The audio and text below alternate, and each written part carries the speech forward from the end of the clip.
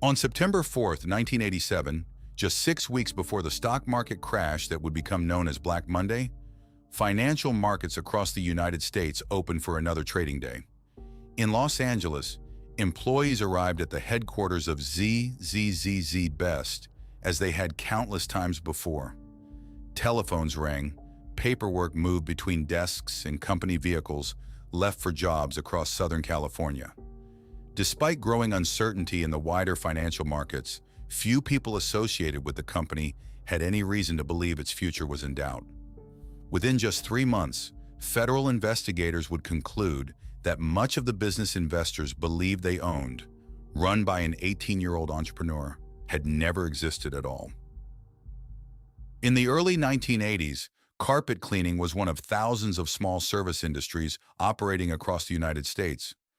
Most companies worked locally, cleaning private homes, office buildings, hotels, and retail stores. The work required relatively little capital to begin, making it a common choice for small business owners hoping to establish themselves in competitive local markets. Southern California was no exception. Rapid commercial development throughout Los Angeles during the 1970s and 1980s created steady demand for cleaning and maintenance services, with hundreds of independent businesses competing for residential and commercial clients. While most companies remained small, some gradually expanded by hiring additional employees, purchasing more equipment, and securing contracts with larger commercial customers.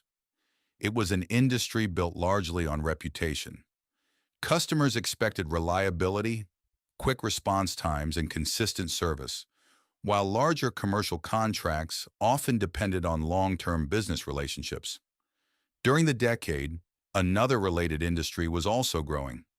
Following fires, floods, and other insured property damage, specialized restoration companies were contracted to clean, repair, and restore commercial buildings before businesses could reopen.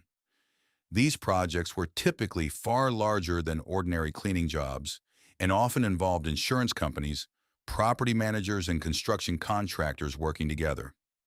By the middle of the 1980s, Southern California had become home to thousands of small service businesses operating across these industries. Most would remain local companies, largely unknown outside their communities. One of them, however, would soon attract attention across the United States. By the time the company began attracting serious attention from investors, the company had already been operating for several years. Founded in 1982, the business had started much like countless other small companies across Southern California.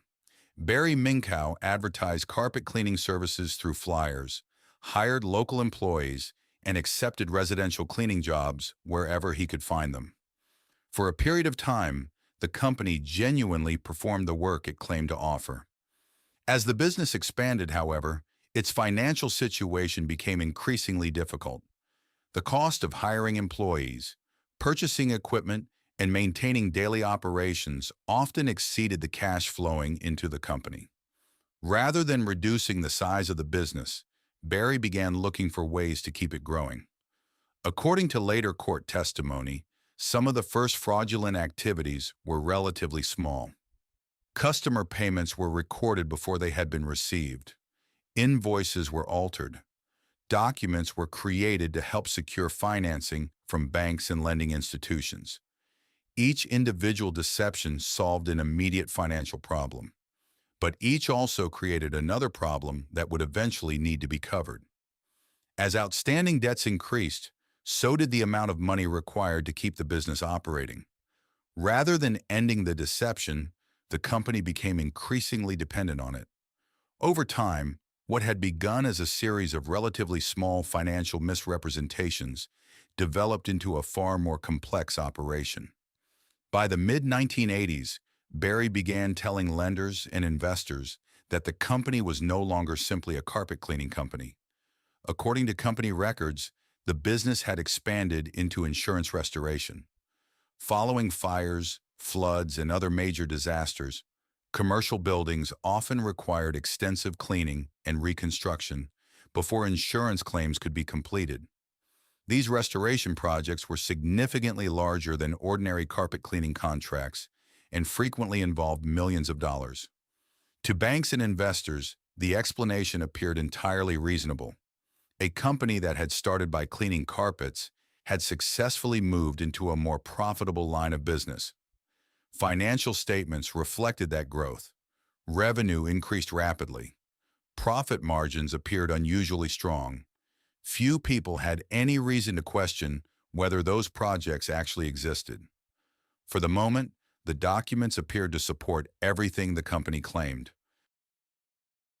As the company continued to report impressive financial results, confidence in the company grew steadily.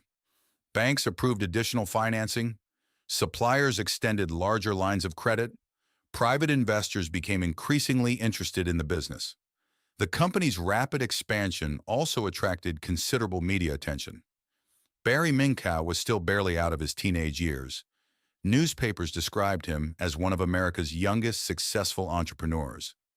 Business magazines praised his determination. Television interviews presented him as proof that ambition and hard work could produce extraordinary success at almost any age. Behind the scenes, however, maintaining that image required increasingly elaborate deception. According to investigators, many of the insurance restoration projects listed in company records did not exist. Contracts were created for buildings that had never been restored.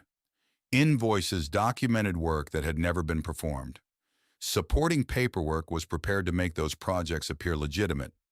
Whenever banks, auditors, or potential investors requested evidence, additional documents were produced. The paperwork appeared complete: customer names, project values, insurance companies, addresses, payment schedules. On paper, everything looked consistent. As the company prepared to enter the public markets, independent auditors also reviewed its financial statements.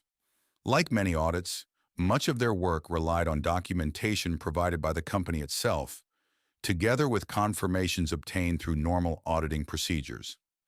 Nothing immediately suggested that much of the supporting material had been carefully constructed to reinforce the same false narrative. In December 1986, the company completed its public offering. The company was soon valued at more than $200 million. Barry Minkow became one of the youngest chief executives of a publicly traded company in the United States. To outside observers, the story appeared complete.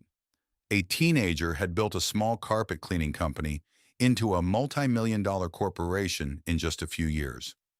Few people suspected that the company's greatest challenge was no longer building the business. It was maintaining the illusion that had made its success possible. By early 1987, the company had become one of the fastest-growing companies on the NASDAQ. Investors continued purchasing shares, financial institutions maintained their confidence in the business, and Barry Minkow's reputation as a young entrepreneur continued to grow. From the outside, there was little reason to believe anything was wrong. The first serious questions did not come from regulators. They came from journalists. Among them was investigative reporter Jeffrey Trachtenberg of the Wall Street Journal. After reviewing information about the company, he began looking more closely at several of the largest insurance restoration projects. According to company records, these contracts represented millions of dollars in revenue and had become the foundation of the company's rapid expansion. Trachtenberg started making telephone calls. He contacted insurance companies. He searched public records. He attempted to verify the locations where the restoration work had supposedly taken place. As the reporting continued, inconsistencies began to appear. Some addresses did not match the descriptions contained in company documents. Some companies listed in the paperwork could not confirm the projects. In several cases, the evidence supporting major contracts became increasingly difficult to verify. At roughly the same time, questions also began reaching investors and financial analysts. The more people attempted to independently confirm the company's largest projects, the more uncertainty surrounded them. For the first time since the company had become public, confidence in its financial statements began to weaken. The questions were no longer coming from a single reporter. more people were beginning to ask the same ones. As doubts surrounding the company continued to grow, pressure on the company increased rapidly. Journalists published new findings. Analysts sought additional explanations. Investors demanded reassurance that the company's largest restoration projects genuinely existed. Barry Minkow continued insisting that the business was legitimate. Company representatives provided further documentation intended to support their claims. But the questions did not disappear. Instead, they became more specific. Investigators, auditors, and regulators began examining the company's records in greater detail. As they attempted to verify contracts independently, the same problems repeatedly emerged. Buildings where restoration work had supposedly taken place showed little or no evidence that the projects described in company records had ever existed. Some documents could not be independently confirmed. Other records pointed investigators toward businesses and individuals who denied having any involvement with the contracts. As more evidence was collected, the picture became increasingly clear. Much of the revenue reported by the company had been generated through restoration projects that investigators concluded were fictitious. On June 2, 1987, trading shares was suspended. Within days, the company's market value collapsed. Thousands of investors saw the value of their shares disappear almost overnight. What had appeared to be one of America's most remarkable entrepreneurial success stories was now the subject of multiple federal investigations. The fraud that had begun with small financial misrepresentations had finally reached the point where it could no longer be sustained. And for Barry Minkow, the consequences were only beginning. Barry Minkow pleaded guilty to multiple counts of fraud in 1988. He was sentenced to 25 years in federal prison, although he would ultimately serve just over 7 years before being released. The company entered bankruptcy, and shareholders who had invested in what appeared to be one of America's fastest-growing companies lost virtually everything. Banks, suppliers, and lenders also suffered substantial financial losses. The case quickly became one of the most closely studied corporate frauds of the decade. Investigators, auditors, and regulators examined how a publicly traded company had been able to fabricate millions of dollars in revenue while appearing to satisfy routine financial reviews.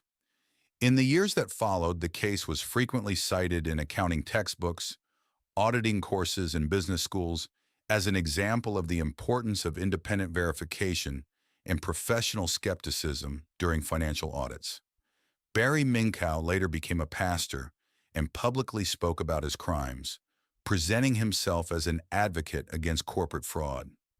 Years later, however, he was again convicted in connection with financial crimes involving false statements about public companies, returning to federal prison. Today, the story continues to be studied in business schools, accounting courses, and fraud investigations as a significant example of corporate fraud in the United States. For a time, investors believed they were watching the rapid growth of an unusually successful young entrepreneur.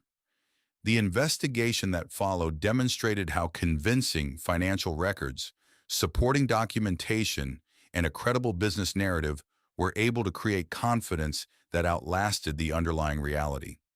Nearly 4 decades later, the case remains a reminder that financial markets rely not only on reported results, but also on the ability to independently verify them.